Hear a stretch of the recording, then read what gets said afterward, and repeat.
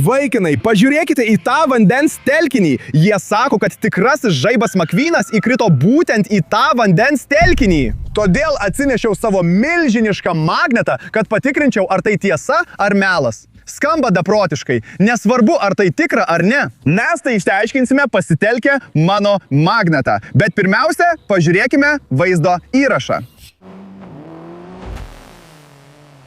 Nežinau, ar tai tiesa ar melas, bet vyrai, kažką užkabinau savo magnetu. Pažiūrėkite, ant mano virvės yra kažkas sunkus, kažkas didelio.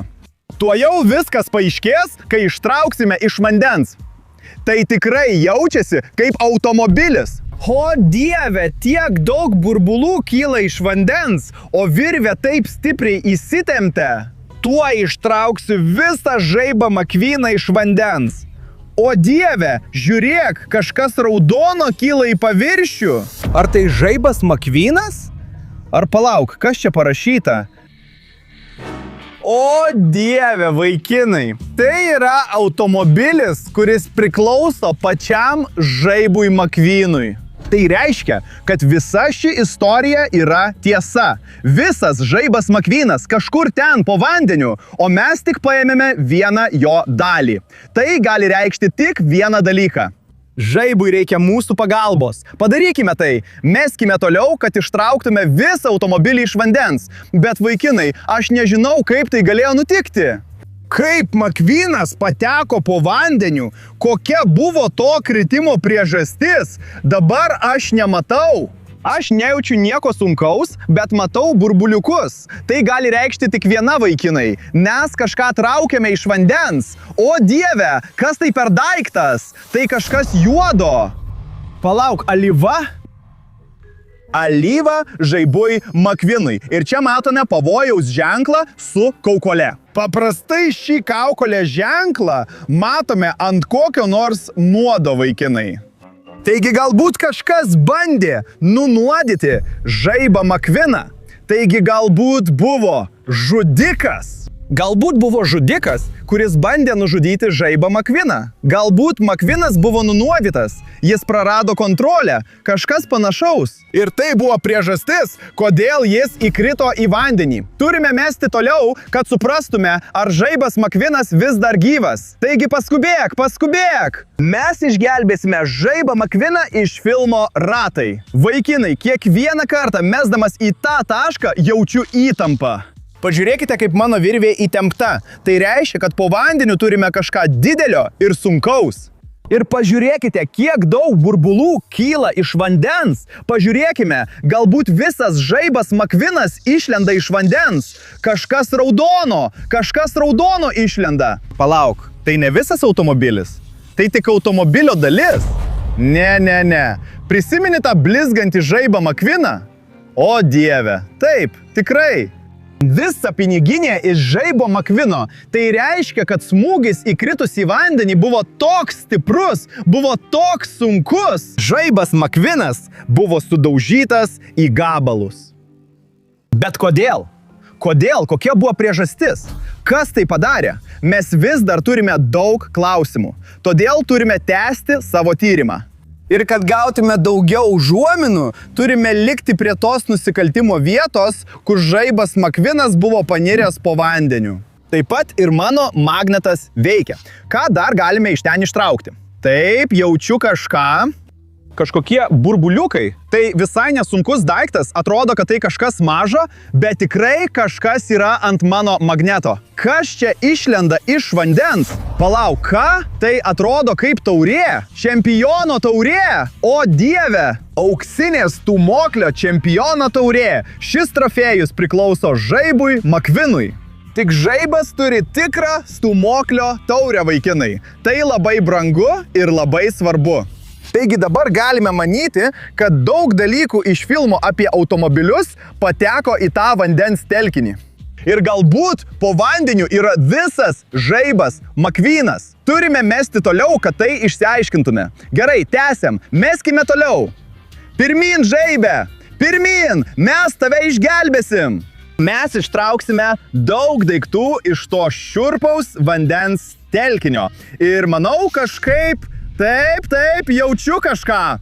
Galbūt pagaliau pagavau visą mašiną, visą žaibą. Jis toks sunkus ir galbūt mes galime jį išgelbėti dabar. Ir vaikinai, jei vis dar žiūrite šį vaizdo įrašą, nepamirškite užsiprenumeruoti mano kanalo dabar pat. Na, pirmin, prenumeruokite. Oi, neišgelbėsiu McQueeno.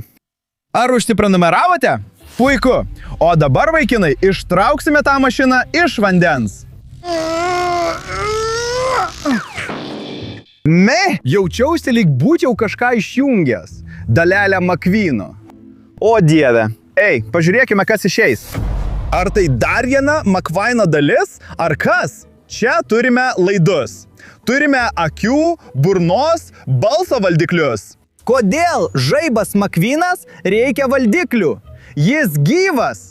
Ši mašina nėra tiesiog rekvizitas. Tai gyva mašina, kuri buvo išardyta dalimis, bet kodėl tokiu atveju jam reikia burnos, akių ir balso valdiklių? Dabar viskas tampa labai sudėtinga.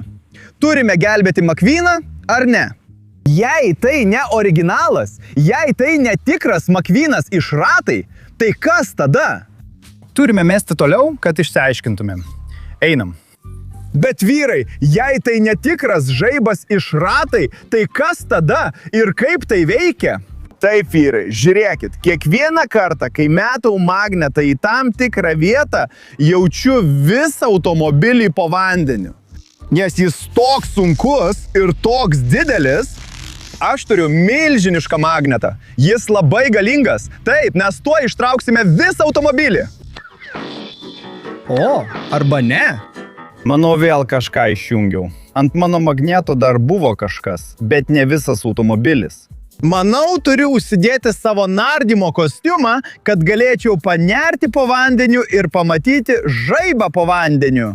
Jei norite tai pamatyti, surinkime 10 000 patiktukų po šiuo vaizdo įrašu. Ir aš pats nersiu po vandeniu ir surasiu tikrąjį žaibą McQueeną po vandeniu. Bet dabar pažiūrėkime kažką raudono. Oho, oho, oho, oho, oho. Ei, palauk. O dieve, tai durys. O, 95. Vaikinai, tai yra žaibo McQueeno numeris. Ir tai reiškia, kad radome dar vieną žaibo McQueeno dalį. Tai beprotiška, vaikinai. Bet vis tiek nesuprantu, ar tai tikras žaibas McQueenas, ar tai kažkokia filmavimo rekvizitas, ar kas?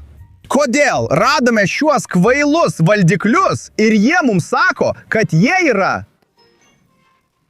valdo burną, balsą ir taip toliau. Šios dalys tikrai atrodo kaip žaibo McQueeno detalės ir visa tai susijungia su tikra istorija, kad visas automobilis nugrimzdo po vandeniu ir aš tai jaučiu. Aš tai visiškai jaučiu su savo milžinišku magnetu, bet vis tiek viskas nesusideda į vieną, man reikia viso vaizdo, taigi panaudokime mano magnetą. Taigi aš vis dar tikiu, kad po vandeniu yra tikrasis žaibas McQueenas ir aš bandysiu jį išgelbėti. Bet kokiu atveju aš ir toliau bandysiu.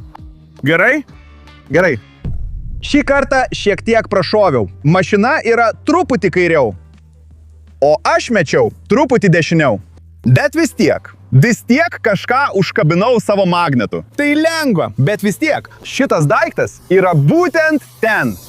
Palaukit, pažiūrėkit, vaikinai, čia dar viena butelis ir ant jo parašyta Rust Eze, tas pats kaip ir ant automobilio kapoto. Tai gali būti originali McQueeno alyva, o šitas yra užnuodytas. Tai galbūt tai kažkoks užuomina mūsų tyrimui, tiesa? Taigi čia yra originali dalis. Tokios pačios kaip ir visos kitos dalys, jos taip pat originalios. Vadinasi, tikrasis McQueenas vis dar yra po vandeniu, tiesa? Meskime toliau, judėkime pirmin. Ir dar vienas metimas. Vėlgi, šiek tiek prašoviau, nes atrodė, kad automobilis yra šiek tiek toliau. Ir matome burbuliukus. Tai reiškia, kad galime kažką paimti. Jaučiu kažką ant savo magneto galo, bet tai lengva ir paprasta. O, taip, ištraukiu. Aš beveik ištraukiau tą daiktą. Ir palaukit, vaikinai. Palaukit, kas tai yra? Palaukit, ar tai Ar tai padanga, ratas ar kažkas panašaus? Padėkime tą daiktą į šalį, bet matau, kad ten yra radinys. Ir galbūt galime pabandyti užkabinti tą daiktą. Beveik. Ir vis dar matau radinį. Na, pirmin. Taip, puikus darbas. Geras užkabinimas. Ir čia matome dar vieną gerą radinį. O dieve, tai Makvino ratai. Jis turi būtent tokio tipo padangas. Ir čia parašyta Light. Taip, tai yra originalūs žaibo Makvino ratai. Tai gali reikšti tik viena. Visa ši mašina visiškai sunaikinta. Bet kas buvo tas vienas radinys? Keistasis. Kas buvo ant mano magneto? Gerai? Ar prisimeni tą radinį? tą keistą radinį? Taigi, ištraukime jį dar kartą. Ne. Prašau, nenuskęsk. Gerai? O taip. Palauk, ką? Kas per velnias? Ar tai šalmas? Bet tai nepaprastas šalmas. Tai specialus lenktynių šalmas. Bet juos dėvi žmonės. Žmonės. Ne automobiliai. Tai mūsų antrasis radinys susijęs su tuo, kad visą šį automobilį valdė ne jis pats, ne žaibas Makvynas, o žmogus. Tiesa? Jis dėvėjo tą šalmą, jis valdė visą automobilį šiuo pultu. Visas automobilis, žaibas Makvynas, buvo nuskendęs po vandeniu. Bet tai nebuvo gyvas, neoriginalus.